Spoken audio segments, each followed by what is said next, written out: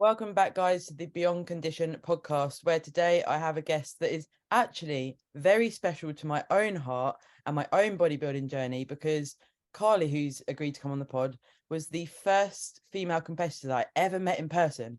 And I'll always remember that moment in the toilets where I was like, oh my God, I think that's Carly. And you're so kind to me and so nice. And actually, it helped me have faith that this was a sport that I could be part of. So without you knowing, you had a massive impact on my own journey. So thank you for that, but also thank you for coming on today. Oh, that's absolutely amazing. I do remember that time in the toilet. I mean, it's quite ordinary for competitors and bodybuilders to meet in toilets or changing rooms anyway, isn't it? Yeah, we're always getting changed for the shows. We're rushing around. So. For sure. Today, we're going to talk about your own journey and all of the sort of experiences you've had as a bodybuilder, as a person, as a competitor, and what you've done in the industry. But when we spoke initially, it was really interesting to hear that actually your why, as it were, was to feel more comfortable in your own skin. And that's where it all began. And this is something that really resonates with me when I speak to clients, because I think some people start this journey and think, I have to win. And that's their focus. And Yes. it becomes this like chasing accolades rather than actually what have you done on the journey of a prep or as a bodybuilder to actually get to stage or to, get those accolades. So it was really interesting to hear that that was your reason to get started. Yeah, because for me, let's roll back before I ever started training. When I was 21, that's when I first initially went to the gym. But before that, I hated absolutely any exercise. From school, I used to write fake notes so I wouldn't go swimming. To think about going in a swimming costume, I tried to get out of absolutely everything. And when it came to my teens, when I was going out with friends, there were points that I would either cancel at the last minute, or I would actually have to drink a lot of alcohol before I went out to make myself feel confident, because I wasn't confident in my own skin. I was a very developed woman at a younger age, and it felt a little bit alien. Yeah. And as cliche as it sounds, I got fed up with feeling that way. And I woke up one morning and I just thought, you know what? No one else can change me apart from I can change myself. So that's kind of where my journey started, when I was at a point in my life where the pain had got so much that I was like, I don't want this anymore. I don't want to feel this way anymore. So that's when I started at the gym. I was just doing cardio, called it a cardio bunny. Yeah. It used to be called the Fitness First, and I used to run up the stairs, hide in the cardio machine room, be in there for about an hour, go home, and come back the next day. And I got very intrigued with the weight. And it's something that after time, when there wasn't anyone in the weight section, I built up my confidence. A lot of people get intimidated by the weight section. Hey, you're not alone. I think we all have that kind of feeling at some stage. But when you actually go in there, you realize it's absolutely okay. And everyone is only there to better themselves. They're not actually focusing on you, they're focusing on their own goals and what they personally want to achieve. So that's when it all first started, and that was when I was 21. And then in 2008, I was either 27 or 28, can't remember. I'm 42 now, practically, so it was a long time ago. That was the first time I initially competed, and that was in body fitness. Body fitness used to be called, is called figure now. It was called body fitness then. I had no expectations. All I wanted to do was be the best that I can possibly be, and work on more getting more well known within the industry and helping other people. Whereas it was never to win. It was never, at the time I didn't even know what a pro card was, so it wasn't anything to do with being a professional athlete. And I won my show. won my first show in body fitness. I came second at the British. 2009, I competed again, and then I had 3 years off. And I had 3 years off because for me, I wanted to do a lot more magazine articles, publications. I wanted to be on the front cover of every magazine. That was, for me, that was a massive thing, because for my goal, my purpose is to help as many people as possible and to inspire as many people as possible. So that meant more to me. But at the time, the funny thing is, when I won my first show, I had John, who was the journalist for Flex and Muscle and Fitness, and he interviewed me, and he said, Carly, he said, what do you want to get out of this sport? And I said, I want to be on every front cover of every magazine. And he laughed at me. And I turned round and I laughed back and just thought to myself, I'll show you. Yeah. And I think that's a very important thing to highlight, because you can have, and I have, and I still do, have so many doors that get shut in my face. I have so many no's.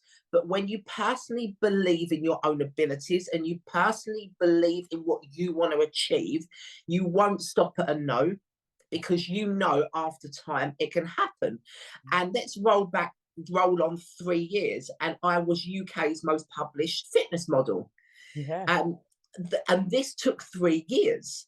This was me writing to magazines, more finding insight about them. So I kept on. I continued to write to them every single week until they acknowledged me. I changed the emails. I put pictures. And after time, they messaged me back. But it took them a lot first of all, people ignore you. Then they might start investigating more a little about you. And then they may acknowledge you, but they may acknowledge you, but not do anything about it. Yeah. And then they may acknowledge you and actually strike some kind of conversation.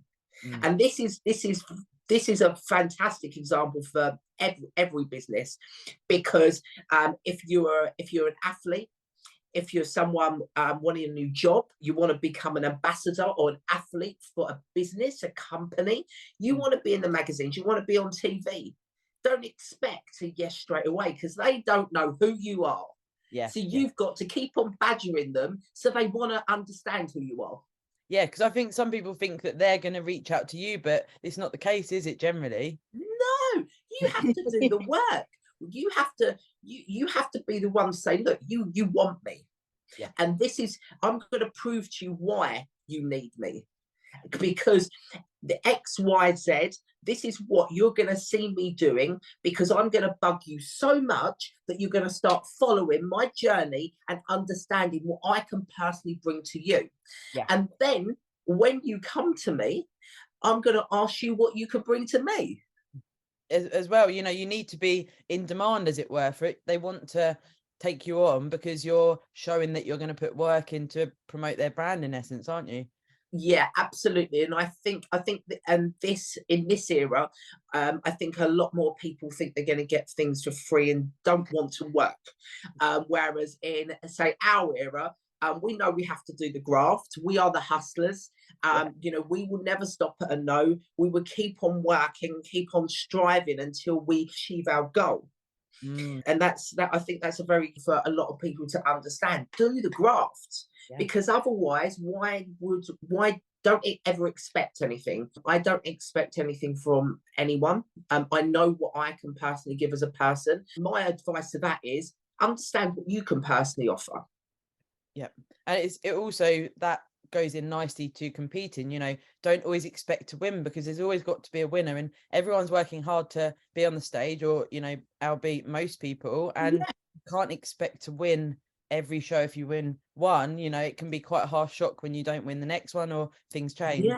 Yeah. And that it's more to everything than a show, because you have to And I did that mistake when I first started. I focused on the goal, and I didn't focus on how I was personally growing as an individual throughout the process. Yeah. And there was certain things I didn't work on myself. So Mhm. when I actually got to stage, I got on stage, got off stage, right, where do I go now? I felt a lot of people have this feeling or thoughts of feeling lost.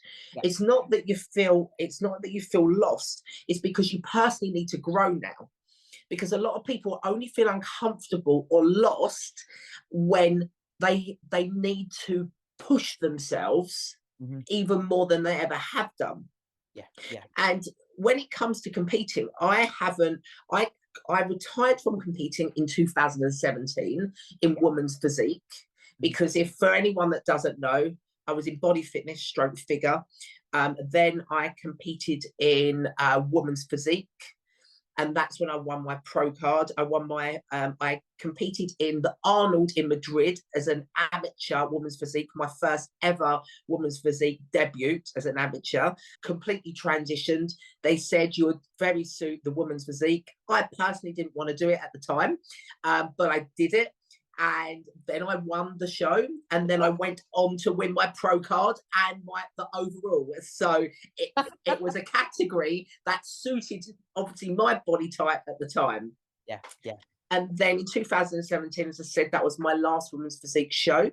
And at the time, wellness wasn't in the UK. It was only in Brazil. It wasn't actually, I don't recall that it was actually in the IFBB. I think it was a separate federation. Yeah. And I Yeah. always said that I would compete in wellness if it ever became pro. And it did. Mhm. And at the time, I was like, right, I kept on a Mininarum. And then I thought, you know what? No, I'm going to have to do it. And the reason I'm going to have to do it is because I'm in a very good position now mentally. My mindset is a completely different, because when I stopped competing, one of the reasons was, one, I didn't want to gain any more muscle, but two, I wanted to transfer all of those skills that I'd learned through bodybuilding into business. And I wanted to use all my energy and my time to focus on my businesses and not building my body. I wanted to build my businesses instead.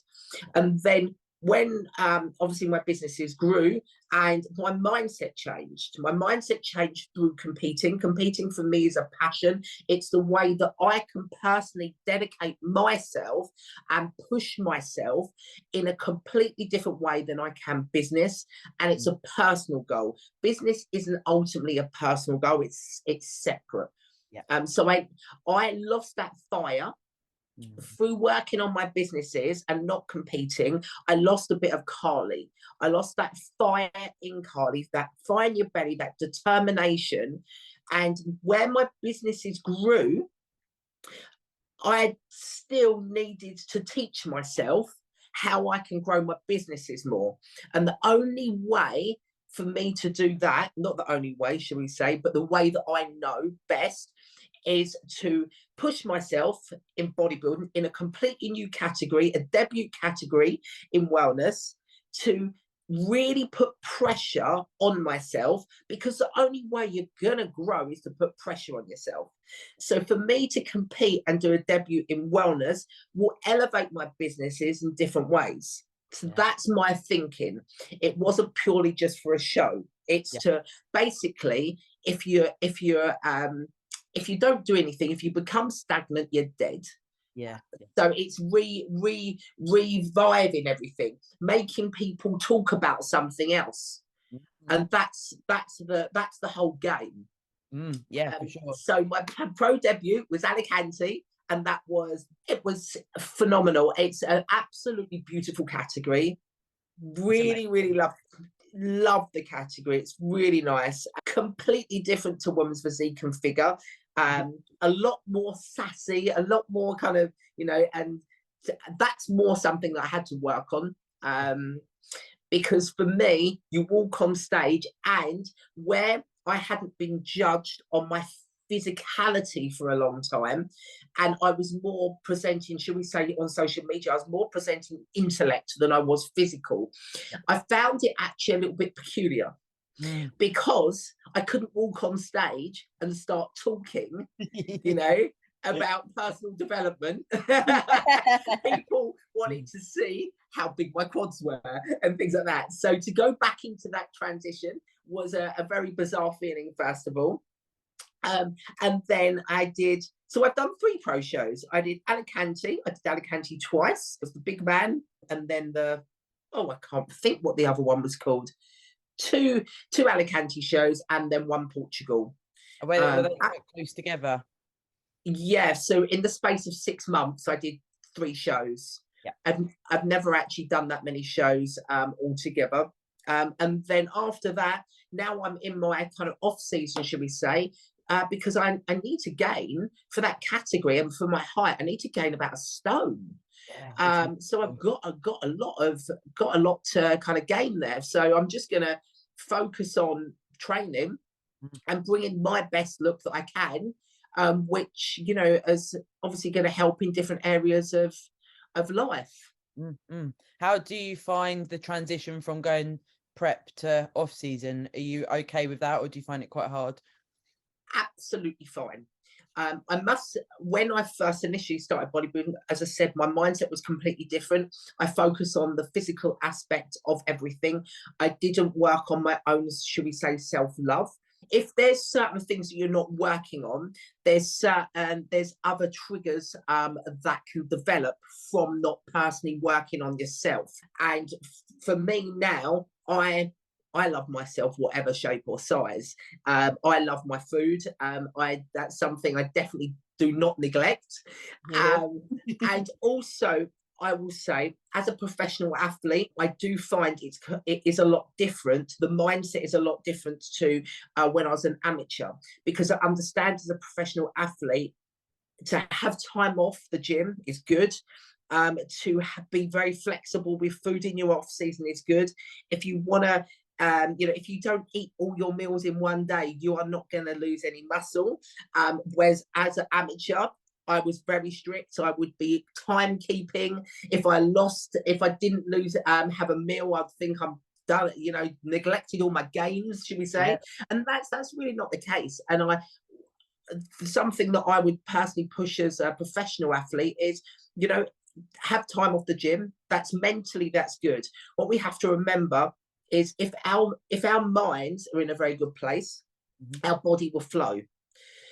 So if you are mentally happy with yourself and you're enjoying the process, of life, of training, having some rest and recovery, not only for your body, but for your mindset as well, and doing other things. 1, you'll enjoy the process a lot more. And 2, it won't become stagnant and it won't become mundane. Because what can happen there is, if you only just focus on bodybuilding and you haven't got any other things in your life, what happens when bodybuilding stops? Yeah. You've lost that identity because you are only a bodybuilder. And that's one thing that I had when I retired. My identity was Carly the fitness model, Carly the bodybuilder, Carly the athlete. So I had to then reinvent myself and start working on me and understanding what actually Carly does like apart from that. Yeah, it's actually quite a strange sensation, isn't it, when you think, I am a person as well as a bodybuilder, like you say. Yes, because with bodybuilding, it can become very robotic. Yeah. So it is, as a lot of people say, ticking the days off, or ticking whatever they say. I can't even think what they say, but it's something about ticking something off. Ticking the boxes. That's it. Yeah. And life isn't just about that. But what you can do, the beauty of bodybuilding is the structure, the determination, the resilience, pushing past any limited beliefs, pushing past your boundaries. Yeah. You can get into that gym and no matter what's going on in your life, you can push past anything. And the understanding of what we're actually doing to our minds there, and how we can transfer all of that onto business, onto love, onto absolutely everything in life. Because without bodybuilding, I wouldn't have so much resilience when it came to my businesses. Yeah. And there's a lot of things that happen in business, and the larger you grow, the more, should we say, the more shit you get. But the understanding of that's like bodybuilding, it is, we rise, we fall, we get back up, because that's what we want to do. And everything is exactly the same. Life isn't a plain sailing. It's full of ups and downs, but that is life. That's, you only grow through the hard times, you grow through the storms. Every storm is a test to go to the next test. I think that, from my own experience, I've spoken about this on the pod quite a lot. I've learned that, bodybuilding for me was actually something that I poured all my energies into, because I was very, very unhappy in my personal life.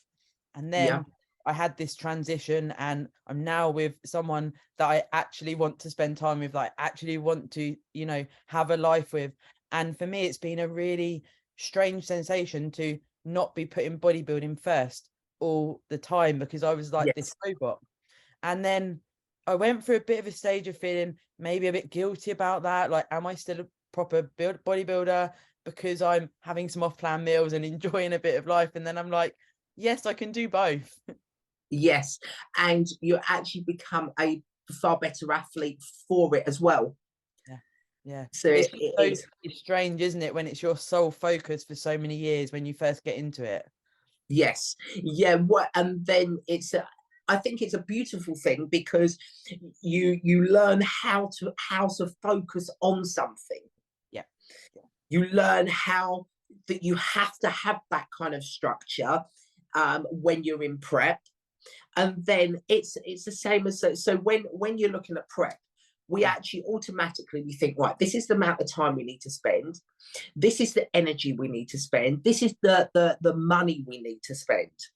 And then when I've worked on and helped other people with their businesses, it's exactly the same. Okay, so how much time per day have you got to work on your business? How much energy are you willing to spend on your business? How much money have you got to grow your business? And also, how important is your relationship? Because when you're business competing, there's going to be things that have to take a back seat. So if you're in a good position with your relationship, that's absolutely fine, because you're having that give and take. You understand that not every weekend you're going to be going out together. You may, there may be nights that you're sitting in, or there's certain things, there's that understanding.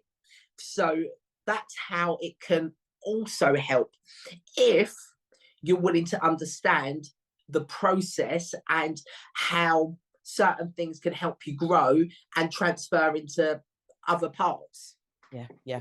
And it's also being very, open and honest and communicating with your partner, isn't it? Of course.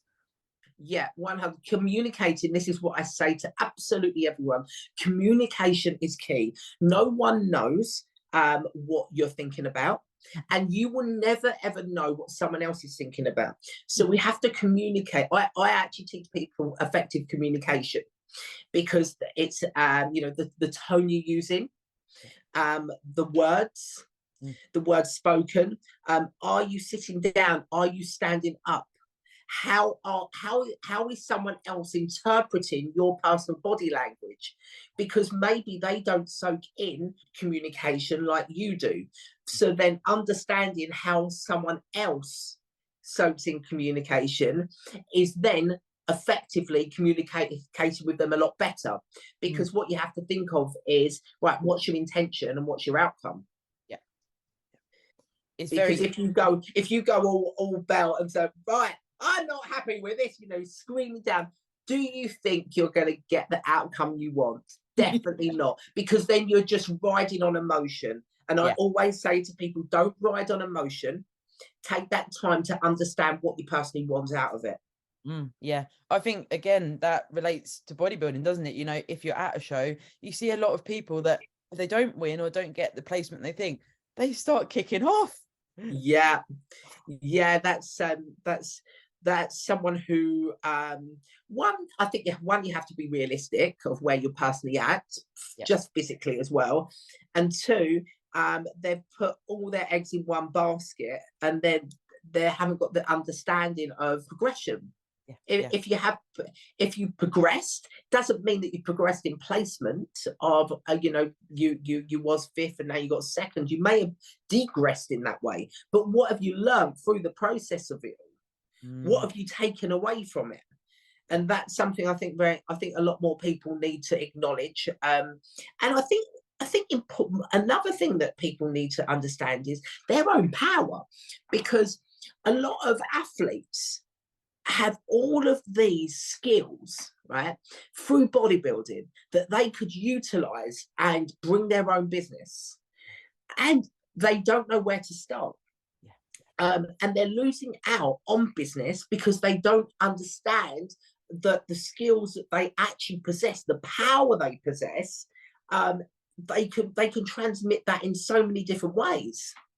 You pick up so much as a bodybuilder, don't you? Like even organizing your life, time management, being able to structure a day, being able to fit quite a lot of stuff into, Yeah. especially in a prep, you know, and you're boxing these things off every day. And I think that sometimes you don't realize actually how far you've come. Every single time you prep, you learn so many valuable lessons. Yeah, and it's also you learn that it's good to have a good support network, a support team. Oh, yeah. So have you got your coach? Yeah. Have you got people at home that support you? Have you got financially? Have you personally got the financial, or have you got people around you that are going to help you, support you financially, physically, and emotionally? To have that small network. You've got your gym, so that's part of the team. Yeah. And then it's like, that's why a lot of people will have business coaches and life coaches, relationship coaches, because it's the same thing. We all need that little team, not Yeah. big teams, just little teams to understand where we personally want to go.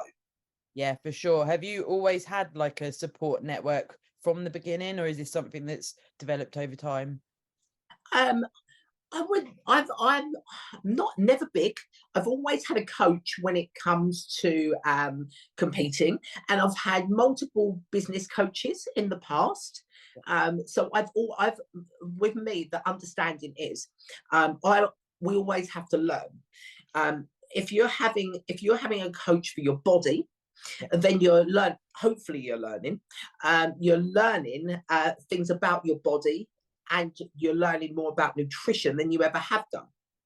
Within business, you're then learning different skills, and you're thinking that you've got people that are going to think outside the box for you and see the bigger vision that you personally might not be able to see. With a relationship coach, I've helped a lot of relationships, and most of it is predominantly to do with communication. And it's just having someone else on your team who's not in it. Yeah, yeah. Because it's so easy to get blindsided, isn't it? You're not equating for actually what you are achieving or changes you're making, because you're just doing them.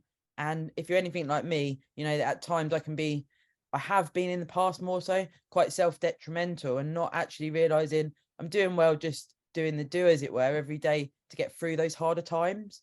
Yes. Yeah, and that's what I mean. Even when it comes to business at the minute, the different pressures and everything, you have to understand that it's a test. It's like, right, this is the new test, and I'm gonna make it through. This is gonna teach me, and this is what I'm learning. And thank you for me to have this test. Because I'm here, I'm having another day for me to learn, and for me to have that pressure, because once that pressure's gone, it's something that I'm going to be on your podcast, another podcast, or even speaking about what happened back in the day. Yeah, for sure. It's Because crazy, we isn't it? always think about the journey, and then we always talk about sorry, we always think about the goal, but we always talk about the journey. Yeah. It's so important as well, you know, goal setting wise, whether you're, you know, competing or whether it's in business, whether it's in relationship, in life, there's always that undercurrent of a need for, you know, what is it you're actually aiming for? Because I think a lot of people, you could say, what is your why? What is your goal for, you know, stepping on stage, say, Yes. oh, I just thought it would be good. It's a very loose goal, whereas if you can actually, you know, be taking something from the journey, Mhm. focusing on what's going to happen after that goal, having mini goals to continue with, and Yes. every phase, you know, I think that's why people struggle going from prep to off season, because they don't then set another goal. Yeah. Yeah. And then they're possibly not understanding what actual goals they have. Mm. Because I know a lot of people, obviously, one of their goals is to earn their pro card. Yeah. But you know, that's something that does take time. You know, like, and especially to do with, I mean, the shapes, how bodybuilding's progressed now is absolutely incredible. The physiques that are coming out, they've been working for years for them physiques. Yeah. And one, yeah, you have to be realistic when it comes to your own personal physique. Are you working hard enough? A lot of people think they're working hard, and in actual fact, they're not. They're shouting that they're working hard, but they're not doing the work. You know, that's like, you know, back in the day, you have Ronnie Coleman. You know, what's his up? Yeah, buddy. Yeah. Right, okay, right. I'm going to put this out here to everyone, right? Back in the day, you had him lifting all these weights, shouting, yeah, buddy, with these big, heavy weights, okay? You never heard him go, yeah, buddy, 10K steps. Yeah. Yeah, buddy, macros. Yeah. He was so like, this is what I'm doing. He's a police officer, wasn't he? Yeah. So he had one of them jobs that, you know, it was hard to eat. And yeah, he was doing obviously a lot of activity, but people neglect the hard work, do the graft, don't always focus on the small things, especially in off season. You Yeah. want to, it's very, very simple. Eat enough to grow, train hard to grow, rest to grow, Mm. and put your mindset in the correct space to grow and appreciate everything that you're doing. Yeah, because for sure the mindset is something that becomes very jaded at times when you're going into an off season, especially a lot of first timers listen to the podcast. And I know that it's a very new experience when you go from prep to off season, you know, Yeah. that the change in body, the change in focus. Yeah, yeah. And it's so important to actually, you know, especially off the back of a prep, recovery is such a big aim. That's a goal in itself, you know. Yeah, and the understanding of that you're in the first couple of weeks after a show, you will hold water. There's not many people that won't. That's part of it. You have to think of the extreme that you put your body through for say 12, 16, 20 weeks. And it is an extreme. It's not healthy. It's not something you can maintain. It's purely for that date and that stage goal. Yeah. So you put your body through that. Now you have to understand that you put your body through that. Now you've got to help your body. You've got to help your body recover. So not only physically, but internally, are you giving your body all the health supplements it needs? You know, the wear and tear from hard training. You need that time off from that excessive amount of cardio, to the lack of sleep that you've been having, you know, to give that phase of, like, should we say we're going like a holiday, give your body a little bit of a holiday. Maybe that's when you take more time out and you go for some spas, you go for some more massages, and then start working on either your next goal as well, and just giving yourself that little bit of breathing space. Yeah, but you become so robotic, like you said right at the start in a prep, that I think it becomes, because it can be such a night and day difference in regards to, you don't have to do loads of steps every day, your gym sessions, your food prep, your posing prep, all of these things that go into a prep day, because some of them are removed. It's like that element of, oh, what do I do now? And you could spend that time, like you say, having a massage, doing some yoga, all of these things, because I think we forget what we put our bodies through. Yes. Yeah, exactly. And you will have more time. I mean, I I do like it when I love being busy. Yeah. That's one thing I will say. I love being busy. The good thing about a prep is you wake up, you're doing your cardio, which makes you wake up earlier, and then you're so eager for the day because you put your mindset in the right space. Yeah. So it's thinking, okay, so in prep, I have a goal. So I'm eagerly waking up because I know what I have to do in prep. So if I'm transitioning out of prep, how is my new structure going to be? Because I still want my mindset to be in a very good state so that I can progress throughout the day. And anything that I personally have, any challenge, any obstacle that comes my way, I have full focus and I can get on with it.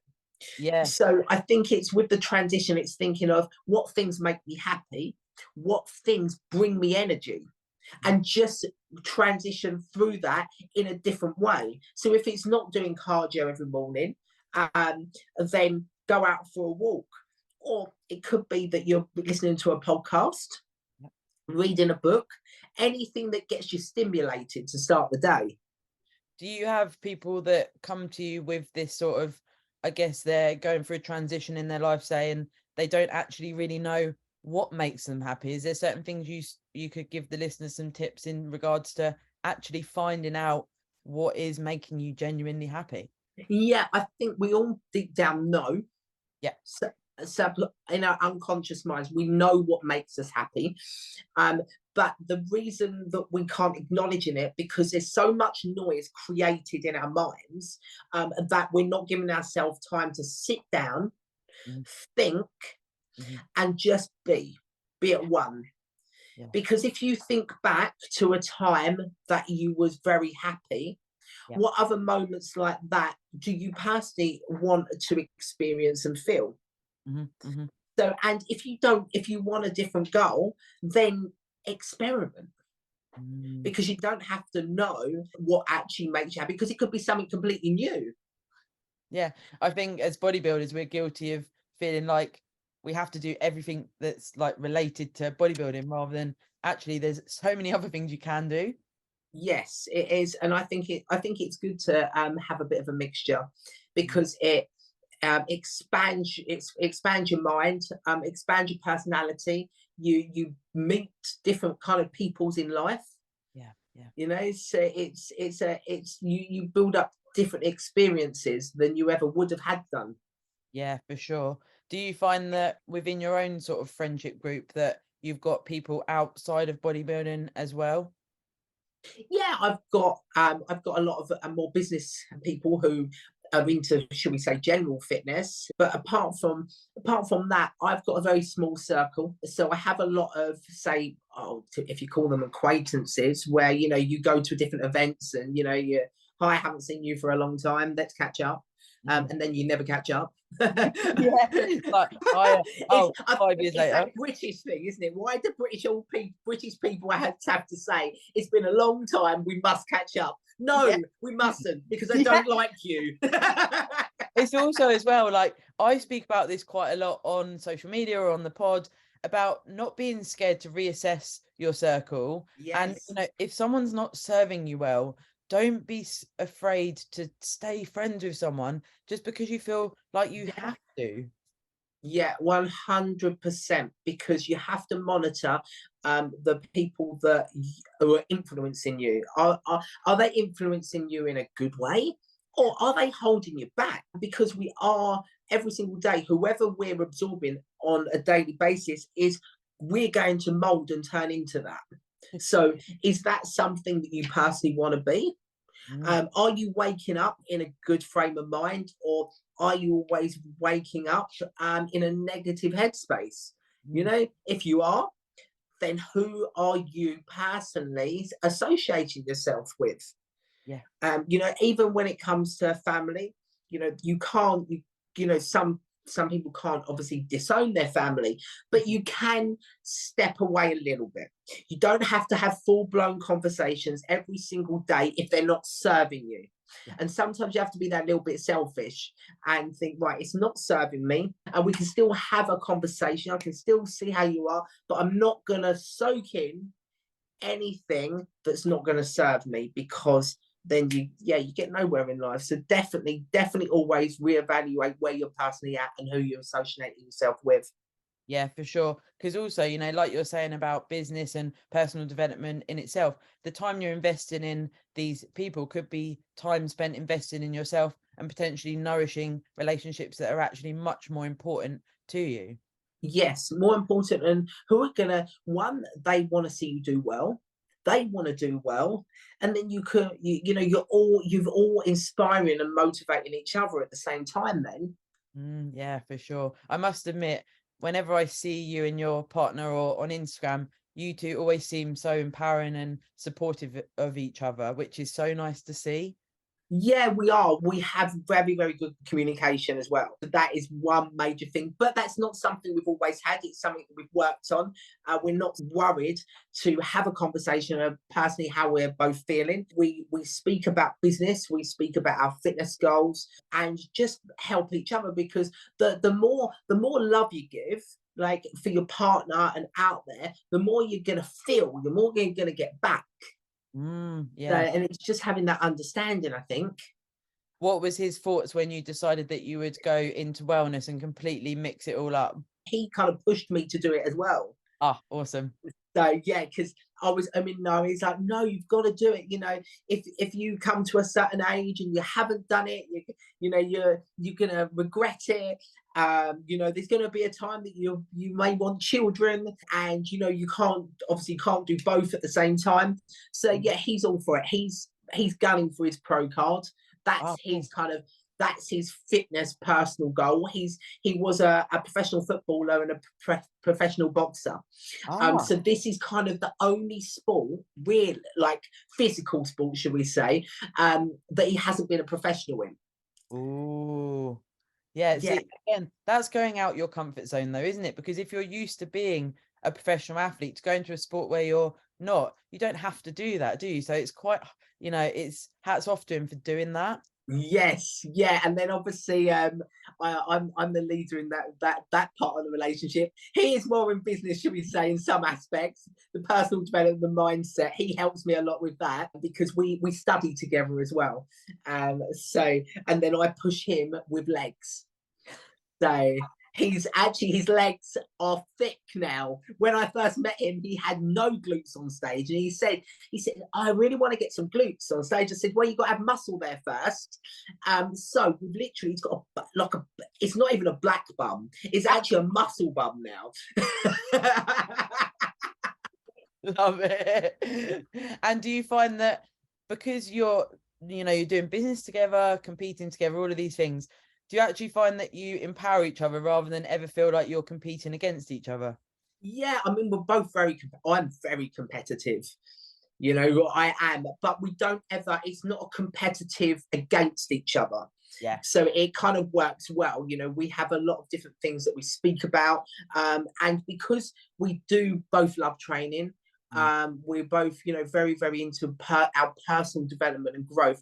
We're both on the same kind of wavelength, the same path, should we say. So, you know, you're more like best friends at the same time then, you know, Yeah. having good conversation, you know. So, you know, if something's going on with the business, or something's going on with his training, you know, we can just speak about them then.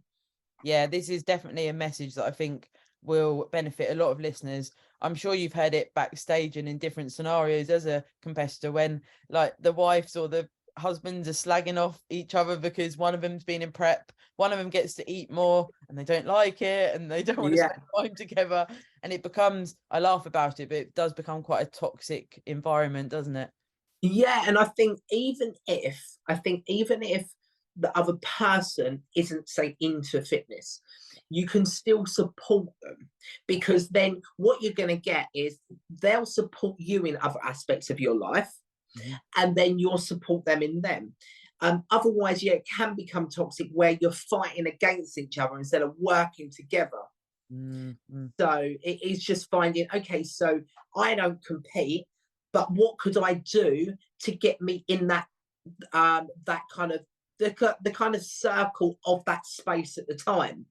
Yeah, like go for a walk together to get steps or things like that. Yes, so you're still in part of it, because I think one of and this is something that I believe to be true, is that a lot of people, the reason they feel separated from that side if they don't compete is for the simple fact is they need to get in it. Yeah. And but then that takes two people. So the person who's competing can say, hey, do you want to come for a walk with me? Or should we sit down and help? Could you help me choose my bikini? What colours do you think?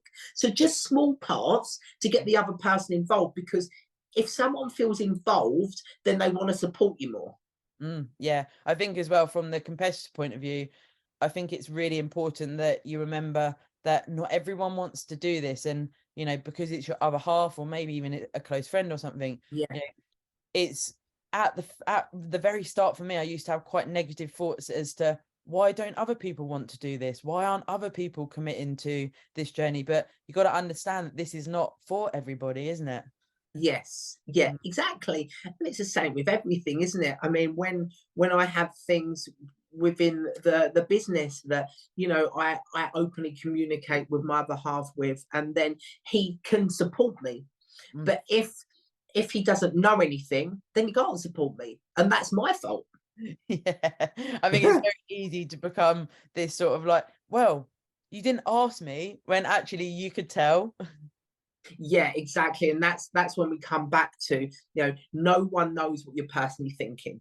Yeah, yeah. So that's where you have to, you know, you have to take that step and have that communication.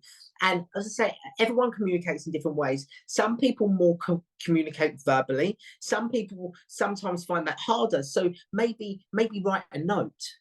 Maybe do a video. You know, so instead of voice noting, instead of actually being there, the first step of communication could be you do like a WhatsApp video. So not only can they hear your voice, but a lot of people are visual. So if they can't visually see you, they don't know what you're expressing. But when you show a face, they can see in your eyes and in your you know, your tone of your skin, what you're personally feeling, and then that's another step of communication. Is it worthwhile? Well, I'm sure it is for most people, if anyone's listening and they don't really know their best form of communication, to try and work that out. How would you sort of give the guidance to do that? Okay, so you can do it in let's say, for example, okay, so you went into a restaurant. Yeah. What's the first thing, right, you think of, right? Because a restaurant has every single sense preference. Okay. So what's your personal sense preference? When you walk in, do you go, wow, this restaurant looks amazing? When you see the food, do you look at the presentation? Do you smell it? Taste. What's the first what's your appeal? Mine is So presentation. yes, so it's personally knowing your sense preference. For me, I'm a very, very visual person, very visual. So that is my sense preference. And other people, you know, they're not. It's more they're looking at the tone of someone's voice. And I think it's just getting to know yourself and actually taking that step back and then getting to know and understand that not everyone is going to have the same communication. Yeah, I think very easily you can get caught up in this, can't you? Like, why aren't these people understanding what I'm saying? But maybe you're not saying it in the way that they respond to, like you say. Yeah, and it's okay. So how? Because if you think about something, when a lot of people have something that is maybe upsetting them or they want to work through, a lot of people will speak on emotion, and it has to be a time that, okay, so how am I personally feeling within? Am I feeling at a point that I'm able to communicate effectively, or am I not? Yeah. And that can be an email. Don't Yeah. ever write an email through emotion. Yeah, for sure. Give it a day. Give it a day. And it's exactly the same, and it's having that conversation of, okay, if it's a partner, Mm. actually arrange a time and say, look, I really want to speak to you. Because what we also have to understand is if your partner's rushing around, just coming from work, not a good time to communicate. Mm. Also, if you're gonna suggest a meeting, putting that across in the right way, because if you go, I need to talk to you about something, let's do it tomorrow at 5, that person Yeah, then gets filled with anxieties, you're filled with anxiety. yeah, So it's thinking about it. exactly. Mm. Exactly. And it is the way you say, there's just a couple of things that I want to get off my chest. And I'd really like to express them to you. It's the tone that you use as well. And it's the words spoken, because a lot of words can get interpreted in different ways. One, depending on how you say them. And two, they could have had a bad experience in the past with a certain word, should we say. Yeah, I've had this come up and I'm like, I didn't even know that word affected me. Yeah. Crazy. Exactly, and that would have been from a past experience that Yeah. you've had, and then it's triggered you again. That's where you have them past experience at the back of your mind, and then they come to the forefront of your mind, and your mind goes, I want to work this out.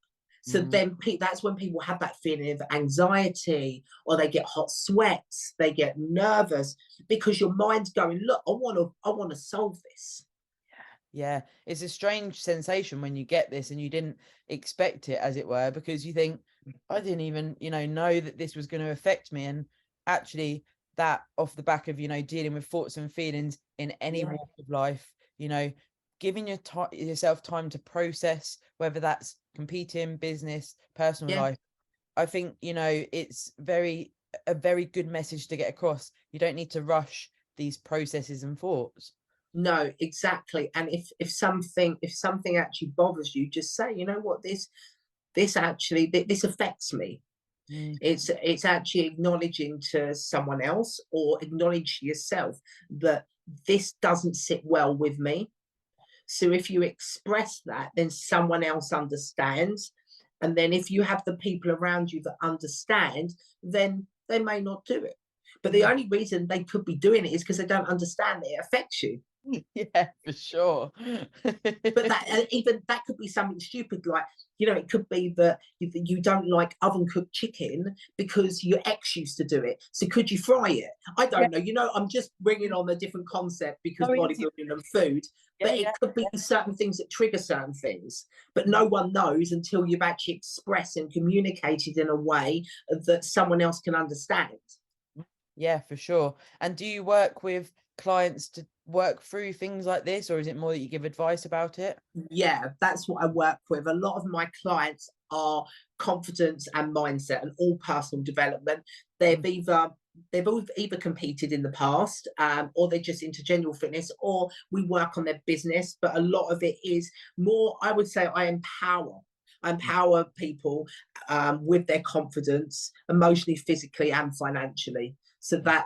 that's what I personally do, and my other half, he does that as well. He's been doing it for probably 12 years, a long time. Wow. So Power couple, true power couple. So if anyone did listen today and whether they wanted to follow your journey or reach out in regards to working with you, is it best to go through Instagram? yeah, so it's Carly Thornton official on Instagram. Otherwise, if it's Facebook, then it's Carly Thornton. On my Facebook page is IFBB Pro Carly Thornton. I'm sure if you type in Carly Thornton, you'll find it. Yeah. Otherwise, just you can email me, carly@glutiwear.com. Cool. I will put all that in the description as well. I Okay, really do think perfect. there's been so much we've gone through, and I don't think I realized actually at the start how good this episode could be for the listeners to really reflect on where they're at, what they've achieved, where they Yeah, are moving forward, because we've covered, of course, all of that. So it wouldn't surprise me if you get some follows or people reaching out, and I'm sure that you're open in messages for people if they did take something from this episode to reach yeah. out and let you know. Yeah, 100%. Just drop me a message if there's certain things you're personally struggling with, or you want advice on.